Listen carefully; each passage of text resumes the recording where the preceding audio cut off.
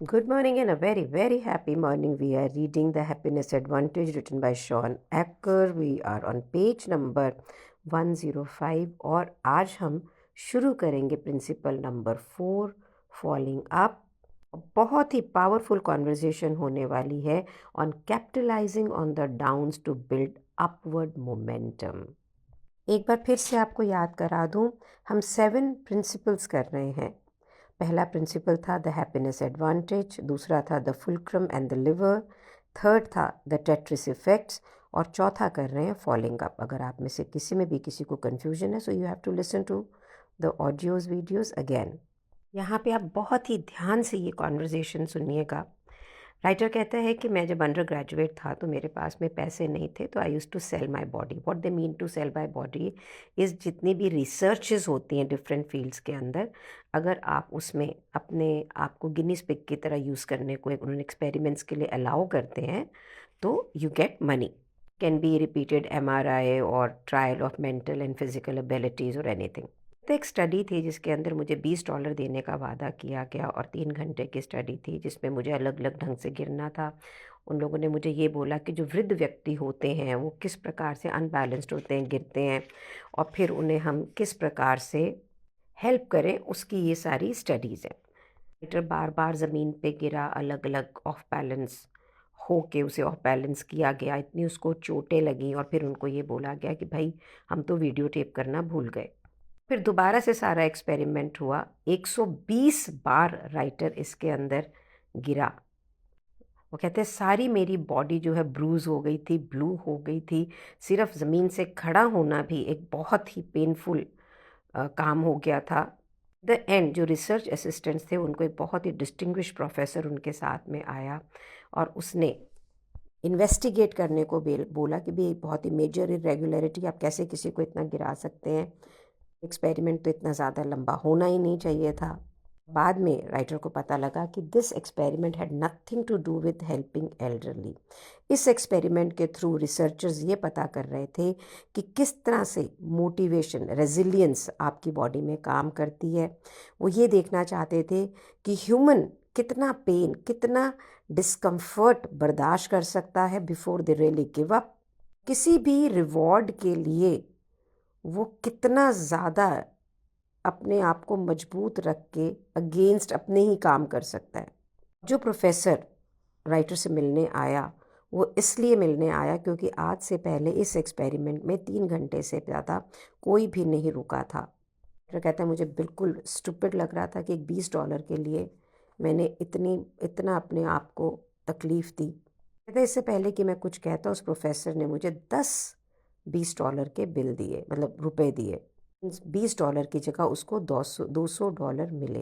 Writer कहता है it was very nice of him. लेकिन इससे ज़्यादा मेमोरेबल मेरे लिए पता क्या था? वो लेसन सीखना कि हम मनुष्य प्राकृतिक रूप से कितने रिजिलियंट होते हैं। इतनी बार जब हम गिरते हैं खड़े हो सकते हैं रियल लाइफ में। और कहता है एक डिकेड के बाद में मैं वापस से रिफ्लेक्ट कर रहा हूँ इस एक्सरसाइज को जो मैंने की, और ये देख रहा हूँ कि अराउंड द ग्लोब जब रिसेशन आया तो कितने हजारों business leaders across the globe, कितने एग्जीक्यूटिव बिल्कुल ऐसे लग रहा था कि ज़मीन पे गिर गए हों। इन्वेस्टर्स ऐसे लग रहा था कि उनके जो बिल्कुल ज़मीन शिफ्ट हो गई है। एम्प्लॉयज़ बिल्कुल ऐसे लग रहा था जैसे किसी ने उनके नीचे से ज़मीन खींच ली हो, किसी ऐसे फोर्सेस ने जो उनके कंट्रोल के बियॉन्ड हो। मींस बिजनेसेस बिल्कुल लोवेस्ट लो पे थे।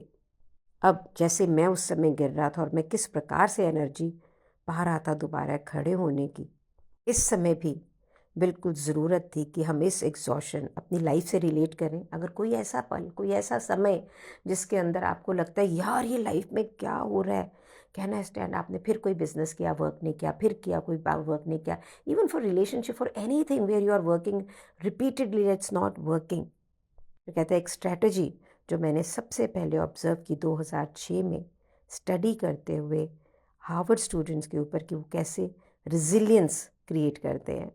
राइटर कहता है जो हमारा इंसानी दिमाग है ना, ये कॉन्स्टेंटली क्रिएट कर रहा होता है, अपने मेंटल मैप को रिवाइज कर रहा होता है, हमें हेल्प करता है कि ये जो एवर चेंजिंग दुनिया है हमारे बाहर कॉम्प्लेक्सी, इसको हम कैसे नेविगेट करें। बिल्कुल कार्टोग्राफर की तरह, जो कि एक नक्शा बनाता है जिसके अंदर वो साइंस, आर्ट और टायरलेसली काम करता है। ये जो टेंडेंसी है वो हमारे अंदर जो हज़ारों साल की एवोल्यूशन हुई है ना, ये जो हम बंदर से इंसान बन गए, तब से ये हमारे अंदर वायर हो गई है। अपने आप को इस दुनिया में सरवाइव करने के लिए हम फिज़िकल मैप्स बनाते हैं, अपने एनवायरनमेंट के मैप बनाते हैं, स्ट्रैटेजी के कि मेरे घर में खाना कैसे आएगा, how will I mate, have sex, map out करते हैं हम अपने सारे एक्शंस को और उसके पॉसिबल इफ़ेक्ट को। ये मैप सिर्फ क्रूशल नहीं है कि हमें जंगलों में कैसे रहना है, ये मैप क्रूशल है to succeed and thriving into your business world also. और रोज़ की ज़िंदगी में करते हैं ना, जब हम किसी क्लाइंट से बात कर रहे होते हैं उसके फ़ायदे नुकसान की, तो हमारा ब्रेन कॉन्शियसली और कई बार कॉन्शियसली, अनकॉन्शियसली, कई बार कॉन्शियसली पूरा एक नक्शा क्रिएट कर रहा होता है कि दो पॉसिबल पाथ के लिए कि वो किस पाथ पे चलेगा, कैसे उसको मैं इस पाथ पे लेके आऊँ, किस प्रकार से मैं अपनी कॉन्वर्जेशंस को नेविगेट करूँ ताकि फाइनल डेस्टिनेशन वो हो कि ये बिज़नेस कॉन्ट्रैक्ट मुझे मिल जाए। जितने भी इंसानी डिसीज़न हैं वो इसी प्रकार की मेंटल मैपिंग को इन्वॉल्व करते हैं। जितने भी हम इंसानों के डिसीज़न हैं ना, वो इसी तरह से मेंटल मैपिंग के ऊपर डिपेंड करते हैं। ये शुरू करते हैं कि ओके आई एम हियर, कि मेरी आज की सिचुएशन इस पॉइंट पर क्या है, मेरा स्टेटस क्यों क्या है, और फिर अलग अलग रास्ते जो रेडिएट करते हैं डिपेंडिंग अपॉन कितने कॉम्प्लेक्सिटी ऑफ डिसीज़न है, कितनी आपकी थॉट में क्लैरिटी है एट दैट मोमेंट पर। सबसे सक्सेसफुल डिसीज़न होते कब हैं? जब हमारी सोच में क्लैरिटी होती है, क्रिएटिविटी होती है, जहाँ पे हम हर रास्ता जो हमारे सामने हमें दिख रहा है उसको रिकॉग्नाइज कर सकें, एक्यूरेटली प्रेडिक्ट कर सकें कि ये पाथ हमें कहाँ लेके जाएगा। प्रॉब्लम ये होती है कि जब हम ज़िंदगी में स्ट्रेस में आते हैं या क्राइसिस में आते हैं ना, तो हम सबसे मोस्ट इम्पॉर्टेंट रास्ते को मिस ही कर जाते हैं। रास्ता वो जो हमें ऊपर की तरफ लेके जाए, उस रास्ते को हम बिल्कुल नहीं देख पाते। अभी हम क्राइसिस में होते हैं ना, या एडवर्सिटी में होते हैं, कभी अभी ना सोच लो कोई ऐसी सिचुएशन जिसमें आप रहे हो या अभी समय हो, उसके तीन मेंटल पाथ बनते हैं। एक है जो आपको जहाँ पे भी आप करंट में हो ना वहीं घुमाता रहेगा, बदलाव नहीं आएगा, आप जहाँ से शुरू हुए थे वहीं वापस पहुँच जाओगे। दूसरा मेंटल मैप आपको पता है रास्ता कहाँ लेके जाएगा, फर्दर नेगेटिव कॉन्सिक्वेंसेस की तरफ, जहाँ थे उससे भी गुम हो जाओगे, उससे भी रास्ता जो है यहाँ पे आप डरते हो कि भाई अरे ये हो जाएगा तो मैं, ये हो जाएगा, कॉन्फ्लिक्ट है, चैलेंज है, ऐसा रास्ता है। और फिर एक तीसरा रास्ता जो है जो हमें उस फेलियर, उस सेटबैक से ऐसी जगह पे लेके जाता है जहाँ पे हम ज़्यादा स्ट्रांग होते हैं, ज़्यादा केपेबल होते हैं मुश्किल में आने से पहले।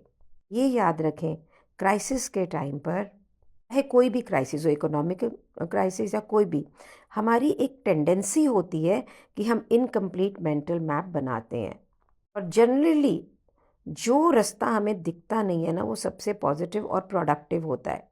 जिस समय हम सबसे ज़्यादा हमको लगता है ना यार मैं तो बिल्कुल हेल्पलेस हूँ, यार मुझे तो कुछ सामने दिख नहीं आता है, उस समय ऐसे रास्ते के ऊपर बिलीव करना हम बंद कर देते हैं, हम उसको देखते ही नहीं हैं। This is the path you should be looking at. यही रास्ता है, यही क्षमता, एबिलिटी है हम में कि हम तीसरे रास्ते को देखें, डिफरेंस देखें बाकी दो रास्तों के साथ में। ये डिफरेंस पता है कहाँ से आता है? हम में एक कैपेसिटी से कि हम फेलियर से बिल्कुल क्रिपल्ड हो जाते हैं, बिल्कुल अपाहिजों की तरह बिहेव करने लग जाते हैं, या हम उस मुश्किल में उससे अबव उठते हैं, कोई भी सिचुएशन से निकलते हैं। इतने सारे रिसर्च हुए और हर रिसर्च ने ये शो किया है कि अगर ये सोच लें कि ये फेलियर मेरे लिए अपॉर्चुनिटी फॉर ग्रोथ है, हम जिंदगी में ग्रोथ को एक्सपीरियंस करेंगे।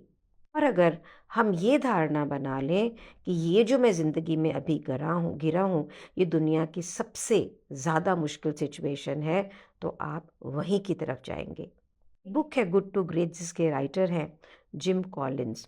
वो वहाँ पे लिखते हैं, अगर हम अपने वातावरण, सरकमस्टेंसेस, अपने सेटबैक्स जो हमें लगते हैं, हमारी हिस्ट्री कि हम ये नहीं कर पाए, वो नहीं कर पाए, हमारी गलतियाँ, और जितनी मर्जी बार हम हारे हों, अगर हम उसकी कैद में ना रहें, ये ना सोचें कि मैं तो ऐसे ही हूँ, तो हम अपनी चॉइसेस से आज़ाद हो जाएंगे। और जो हमारा मेंटल मैप क्या स्कैन करेगा, पॉजिटिव अपॉर्चुनिटीज़, वो उस बिलीफ को रिजेक्ट करेगा कि जो हमें और डाउनवर्ड लेके जाता है। तो हमें एक पावर मिलेगी पॉसिबिलिटी की, हमें क्षमता मिलेगी to move up, no matter कितने सेटबैक हुए हों। इस चैप्टर के अंदर हम यही सीखेंगे कि हम इसे कैसे कर सकते हैं। अगर मैं अपनी ज़िंदगी की बात करूं, तो पहले मैं फाइनेंशियल क्राइसिस के अंदर दिल्ली आई, और बिज़नेस हमने सोचा था कुछ करने का, उसके लिए अपॉर्चुनिटी नहीं मिली, पैकिंग में आ गई, सक्सेस पाया। 5 कियोस्क खोले, 5 मॉल्स के अंदर, सारे फेल थे, किसी में प्रॉफिट नहीं करी। 6 फ्रेंचाइज आउटलेट्स भी खोलने की कोशिश की बिना नॉलेज के, और वो 6 बंद करे। इसलिए नहीं कि कोई प्रोडक्ट गड़बड़ था, बट अदरवाइज बहुत सारे डिज़ाइंस बिल्कुल बिकते नहीं थे। मगर कई बार ऐसा भी होता था, लगता था यार क्या मैं राइट डायरेक्शन में। Even if I see today after creating so much of success, उसके बाद में भी अगर हम 100 नए एक्शन लेते हैं, तो उसके अंदर से थोड़े एक्शन ही ऐसे होते हैं जो ग्रोथ की तरफ लेके जाते हैं, बाकी कुछ न्यूट्रल है, इम्पैक्ट नहीं होता। Whether it is related to creating design, related to managing clients, so many things are there. मुझे लगता है ये बुक रीडिंग मुझे हेल्प करती है to move ahead, to keep my mind on the positive direction, and to have every disparity as an opportunity. And even now at the age of 65, if I am growing, and the only reason is that my mindset, which I'm able to continuously remind myself through this book reading, how to create any difficult situation into an opportunity. आज की society में ना ये तीसरा रास्ता ना इसको हम ओवरलुक करते ही करते हैं। अगर हम अपने चारों तरफ देखें, आजकल हमारे पास क्या कॉन्वर्जेशन होती है, heart attacks, cancers, polluted food, natural disasters, physical assaults, war. ये एक ऐसी लिस्ट है कि दुनिया की हर वर्स्ट थिंग हमारे आसपास हो रही है, और ये हमारे ऊपर खुद भी इम्पैक्ट कर सकती है। लेकिन इसके साथ में एक list of events researchers has found कि जो कि एक स्पर करती है आपके अंदर प्रोफाउंड पॉजिटिव ग्रोथ। साइकोलॉजिस्ट इस टर्म को बोलते हैं एडवर्जियल ग्रोथ और अ पोस्ट ट्रॉमेटिक ग्रोथ। जो कहता है कि ये स्टडीज़ बहुत ही पावरफुल थी, ये कोई एसिफ्रेंट स्टडीज़ नहीं थी जहाँ से मैं ये रिज़ल्ट आपको बता रहा हूँ। साइकोलॉजिस्ट रिचर्ड टेडेस्की ने, ये कोलीग्स ने, पोस्ट ट्रॉमेटिक ग्रोथ को अपना मिशन बना रखा है, और वो एडमिट करते हैं कि ये आइडिया कोई नया नहीं है, ये आइडिया तो पुराना ही है। कहावत है, what doesn't kill us make us stronger. बहुत इन्वेस्टिगेशन की गई है इस थॉट के ऊपर। ज़िंदगी की स्ट्रगल, ज़िंदगी जब बहुत मुश्किल होती है, वहाँ से हमारी ज़िंदगी में हमेशा कुछ अच्छा उभर के आता है। आज हम एक सर्टेन तरीके से बोल सकते हैं, आफ्टर दीज स्टडीज़, हमारी लाइफ की कोई भी सफरिंग, कोई भी ट्रोमा एक्चुअली पॉजिटिव चेंज लाता है और ला सकता है हमारी ज़िंदगी में। 2004 में जब ट्रेन बॉम्बिंग हुई मैड्रिड के अंदर, तो साइकोलॉजिस्ट ने ये देखा, बहुत सारे रेजिडेंट्स जो उस एरिया के थे, उनको साइकोलॉजिकली एक पॉजिटिव ग्रोथ थी। आप कहेंगे कि जो विमेन वहाँ पर ब्रेस्ट कैंसर में हो गई, वहाँ पे क्या पॉजिटिव ग्रोथ हो सकती है। There was increase in spirituality, compassion for others, openness था, और इवेंचुअली ज़िंदगी में संतुष्टि ज़्यादा आई। ट्रोमा के बाद लोग जो रिपोर्ट करते हैं कि उनका कॉन्फिडेंस का लेवल बेटर हो जाता है, पर्सनल स्ट्रेंथ बेटर हो जाती है, ज़िंदगी को एप्रिशिएट ज़्यादा करते हैं, आपस के अंदर रिलेशनशिप में इंटीमेसी आ जाती है। तो आप कहेंगे हर एक के लिए ऐसा नहीं होता है। हाँ, तो ऐसा क्या है जो अलग है कि जो लोग डिस्पैरिटी में अपॉर्चुनिटी देख के ग्रो करते हैं, और जो डिस्पैरिटी में अपॉर्चुनिटी नहीं देख पाते। यहाँ पे जो हमारा माइंडसेट है, ये एक सेंटर स्टेज लेता है। हमारी क्षमता, वो रास्ता देखना कि जो हमें कहाँ लेके जाएगा, डिपेंड करता है कि हम किस प्रकार से ज़िंदगी की इंटरप्रिटेशन, सिचुएशन की, इवेंट्स की लेते हैं, कितने ऑप्टिमिज्म है, एक्सेप्टेंस है, कोपिंग मैकेनिज्म जो हमारे अंदर है, कि हम फोकस कर रहे हैं प्रॉब्लम पे कि फोकस कर रहे हैं उससे बाहर निकलने पर। रिसर्चर्स ने बिल्कुल क्लियरली ये एक्सप्लेन किया है कि इवेंट कैसा है उससे फ़र्क नहीं पड़ता है कि आपका प्री पोस्ट ट्रॉमेटिक ग्रोथ कैसी होगी। आपका उस इवेंट का सब्जेक्टिव, आपका व्यक्तिगत एक्सपीरियंस क्या कहता है, ये वहाँ से ड्राइव होता है।